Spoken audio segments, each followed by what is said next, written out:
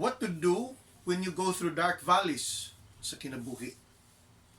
So, I'll be talking very important points this afternoon, and let us listen carefully, and if possible, let us take notes.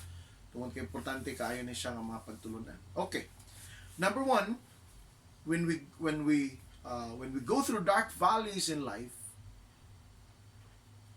we need to refuse to be discouraged. Okay? Refuse to be discouraged. Nagtuo ko nga tanan ta nakaagi aning mga dark valleys sa kinabuhi. But I would like to just share a very important illustration. Di man ako pwede illustrate ang tanan natong kinabuhi. Usa lang gusto na ko kwaon, si Ate Sara Alivio. When one time, okay, I do believe life was normal back then when one time, di ba nakabalita ta nga nasunog o kalit ang ilang balay. Kaya bang sitwasyon sa kinabuhi nga tanaw nimo normal na kayong dagan sa imong kinabuhi, okay ra kay sa katanan, kung na may problema manageable lang siya, dili gid siya inana gid kalisod gid na nakabugat. Unya kalit lang moabot ang inani nga mga sitwasyon.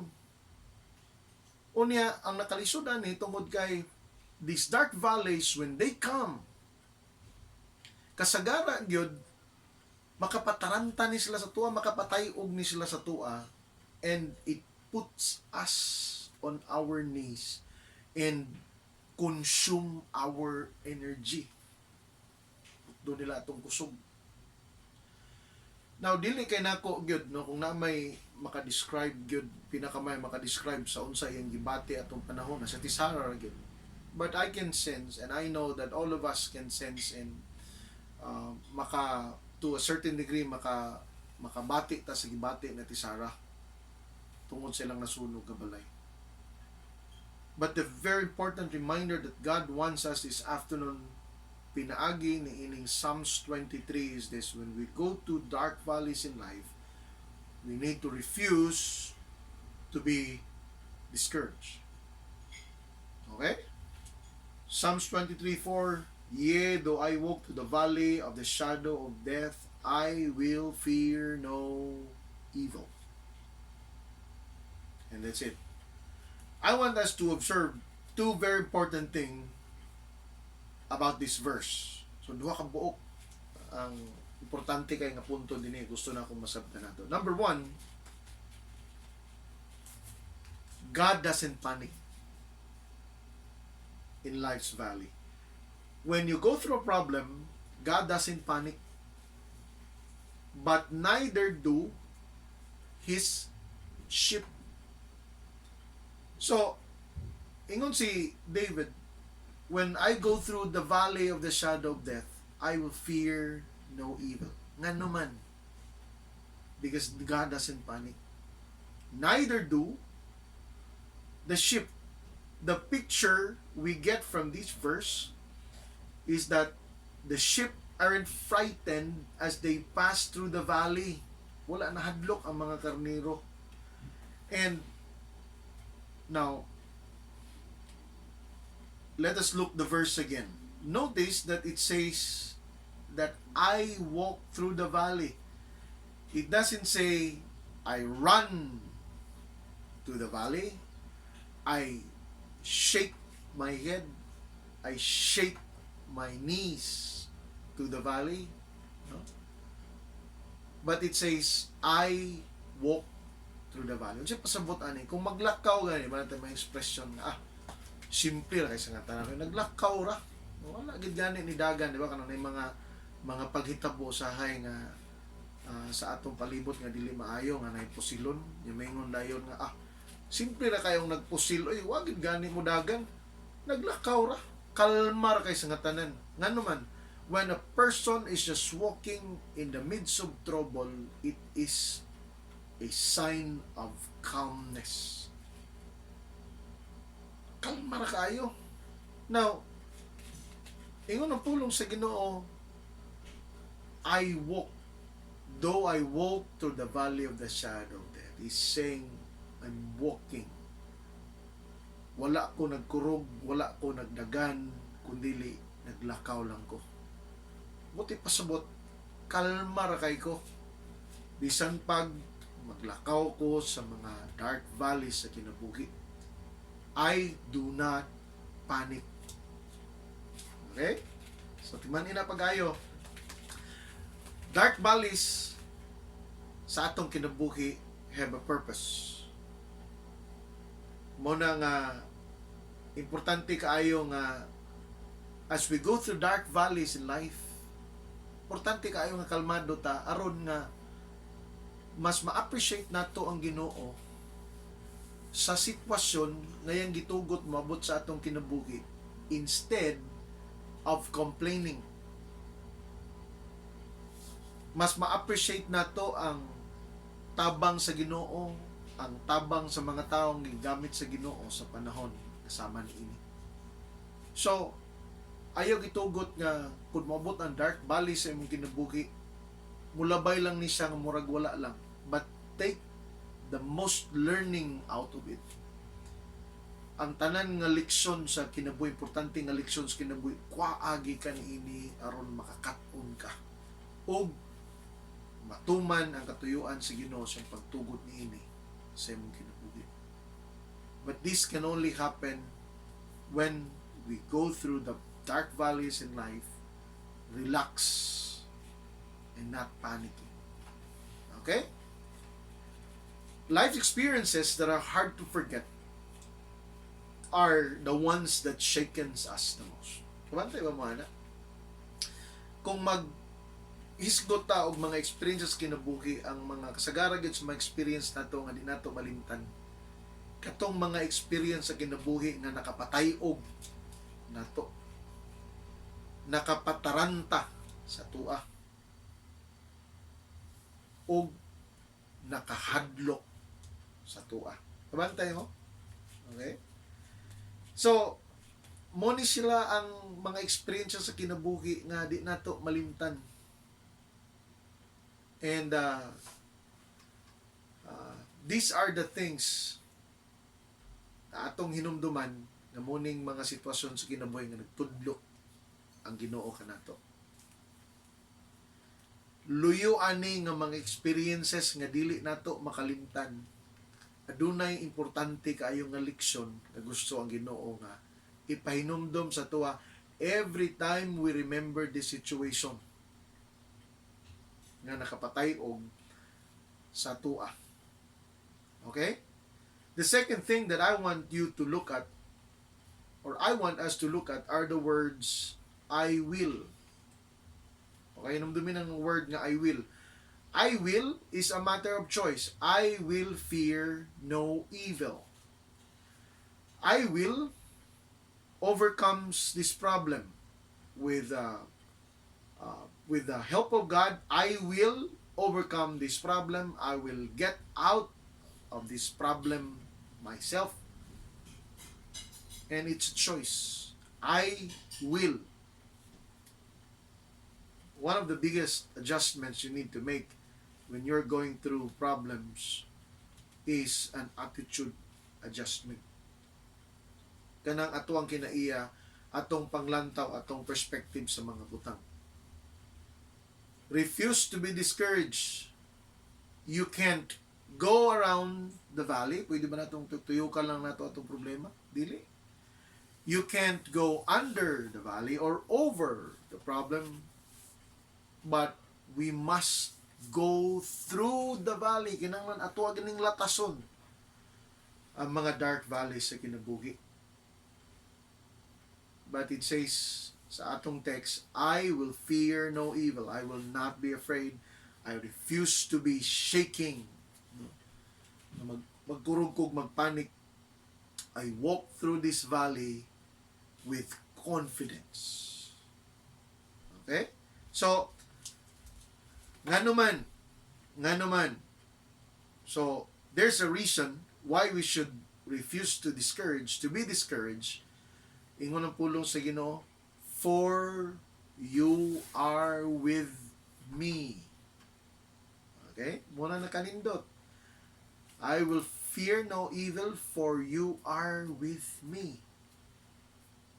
Munang rason ni David ngayong gikuptan sa kasing-kasing. Nganong mahadlok man ta? Most of the time, ang hinungdan sa tao nganong mahadlok ta tungod kay atong gibati nga nag-inusara ta.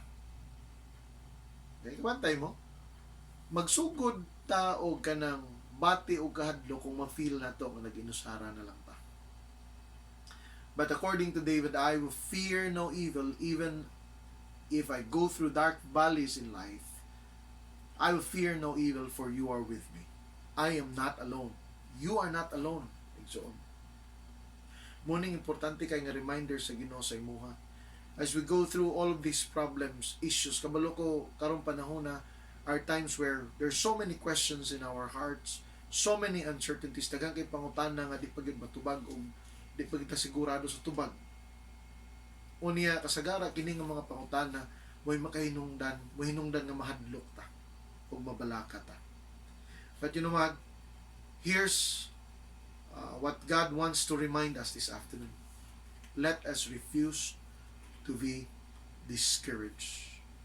I will fear no evil, for thou art with me. You know, Psalms reminded us to be still and know that I am God. Pulong sa Ginoo. And then, if you can remember, in Matthew chapter 10, verse 29 to 31, there's a particular verse here that mentions about kung unsa ka ka-importante din na sa Ginoo. Nga bisan pag magkabalintong ang dagan sa imong kinabuhi tungod sa mga problema o sitwasyon nga imong maagian, adunay nindot kay assurance ang Ginoo ang gihatag niya dinhi. Matthew chapter 10 verse 29 to 31. Okay, basahon nako.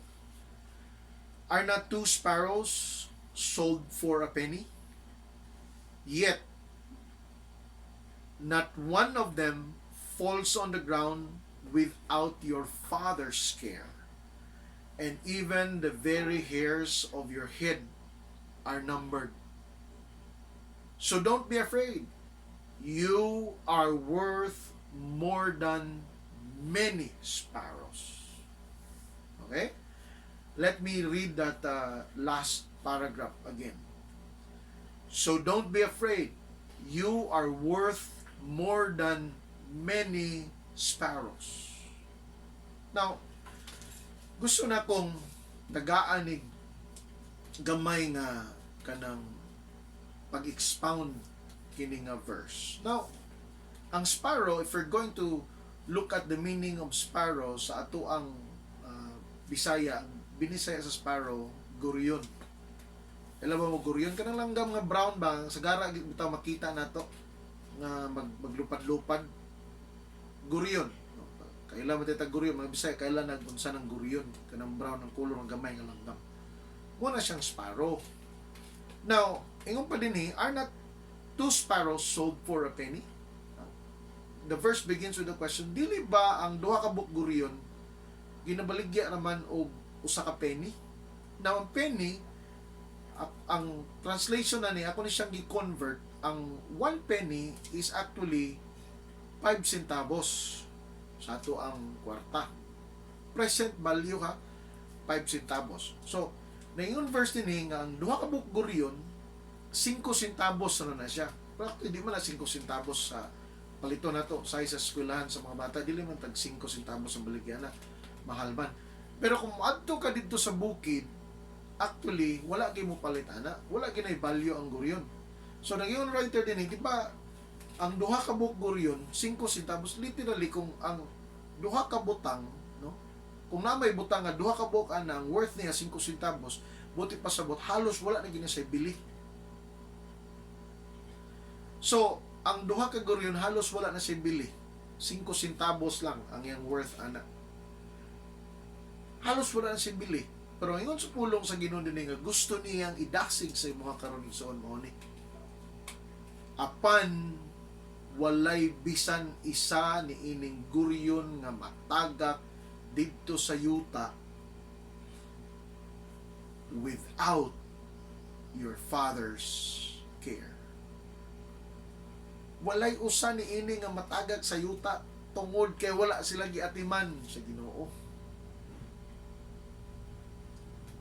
And he further says, and even the very hairs of your head are numbered. Kabalugid na kayong Ginoo nga nakagamay na nga akong buhok. Kabalugid siya o nakabalugid ko na yan nga sa panahon nga tanaw ko sa akong buhok ko niya. Makita na ako nagkagamay lang. Ako ginag-remind ang akong kaugalingon na ninyo verse na kabalugid ng Ginoo nga nagkagamay na lang. And then he further says, so don't be afraid. Why? For you are worth more than many sparrows. Ang sparrow gani nga halos wala na'y bili, walay usa ana nga matagak sa yuta tungod kay wala giampingan, wala giatiman sa atong Dios. Ingon ang pulong sa ginubusa, ayaw kahadlok kay ngano man mas bililhon pa ka sa daghan kaayo nga mga sparrows. Kigson, kung ang Ginoo nasayod pila na lang kabok ang imong buhok, mas nasayod siya kung pila na lang kabok tinapa sa imuhang butanganan karon. Kung nasayod ang Ginoo pila ka buok ang imong buhok, nasayod siya kung pila na lang ka kilo ang bugas nga nasa imong butanganan karon. Dasiga imong kaugalingon na. No? Kung nasayod siya pila ka buok ang imong buhok karong panahon na, mas nasayod siya kung unsa ang mga butang nga imong ginakabalakan. Muna unsay ingon sa pulong sa Ginoo, refuse to be discouraged. Refuse.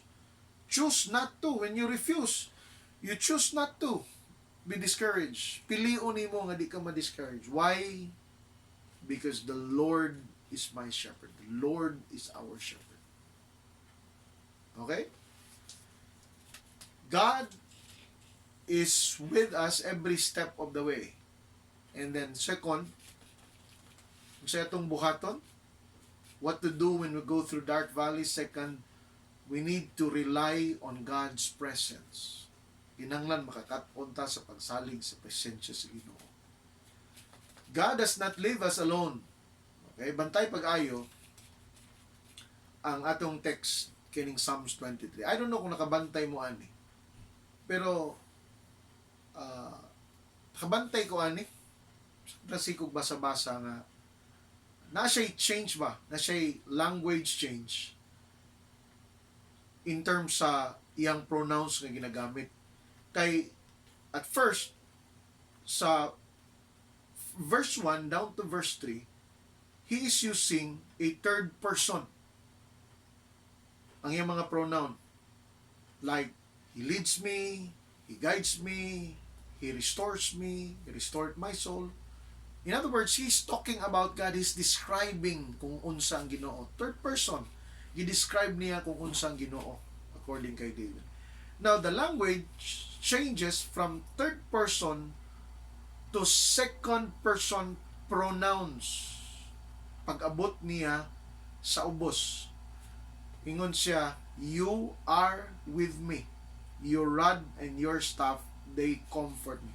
The verse begins with describing kung kinsa ang Ginoo para sa iya, para kang David. But sometime in the verse, it shifted to talking to God. First, nag-describe siya sa Ginoo. He talks about God and then he talks directly ngadto sa Ginoo. Okay? So, you are with me, your rod and your staff, they comfort me. Kung ninyong makita, all of a sudden, the ultimate becomes intimate. There's intimacy din eh. Okay? Now, we need to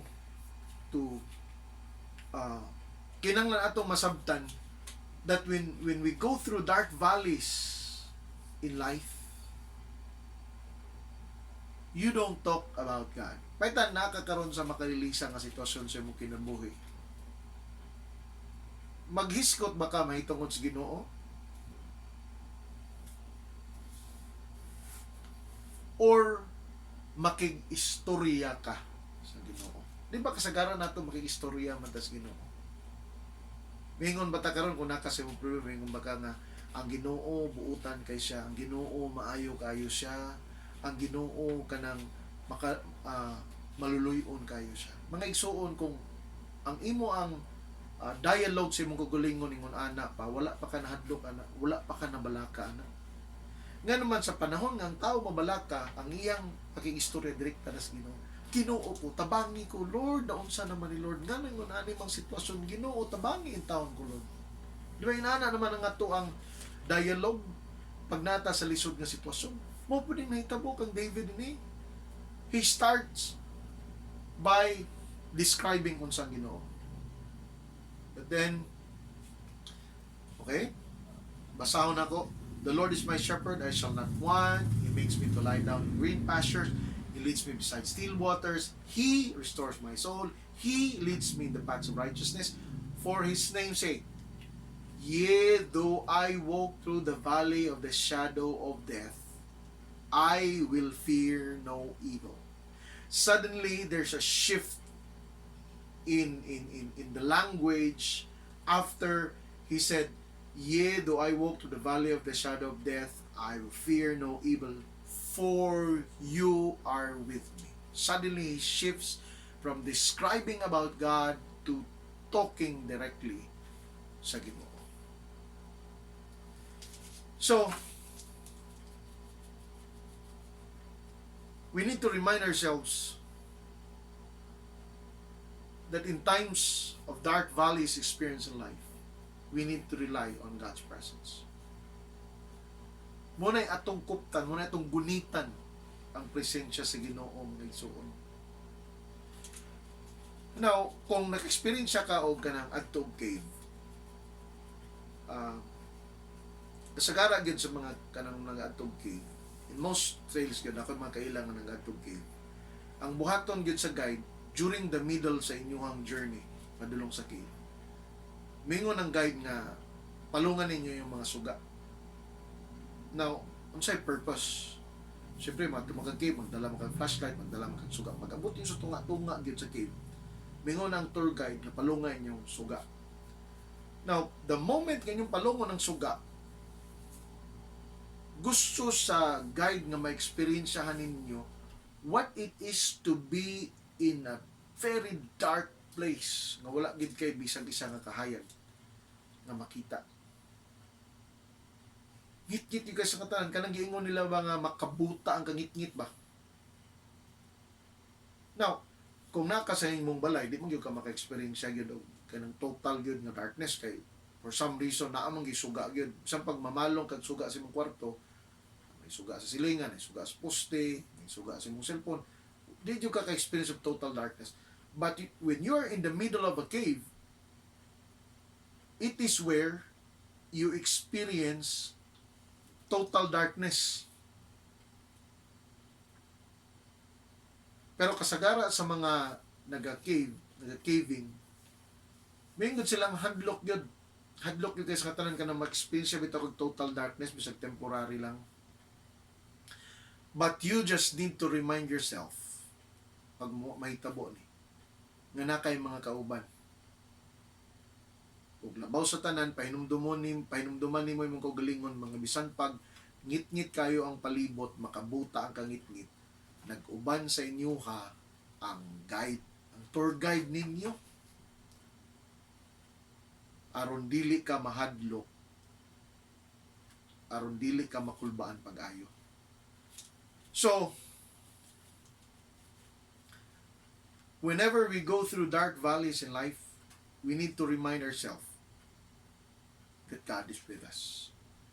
Matthew chapter 28 verse 20, I am with you always, even to the end of the age.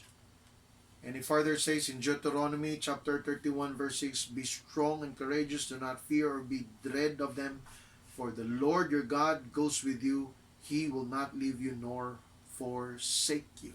He will never leave us nor forsake us. Igsoon, pahinumdumi imong kaugalingon ng presensya sa Ginoo, gauban kanimo kanunay. Dili ka niya biyaan. as you go through all of this experience aning pandemic karon, no, kabalo ko kasagara gid nato. Doon na tayo pipila nga nagatrabaho gyapon bisan ini nga pandemic, no, natay mga frontliners, pero kasagara nato naras balay nga pundo. Kasagara nato karon nurse ta, mga nurse. No, nurse balay ba? Nurse balay. So as you go through all of these questions sa kinabuhi,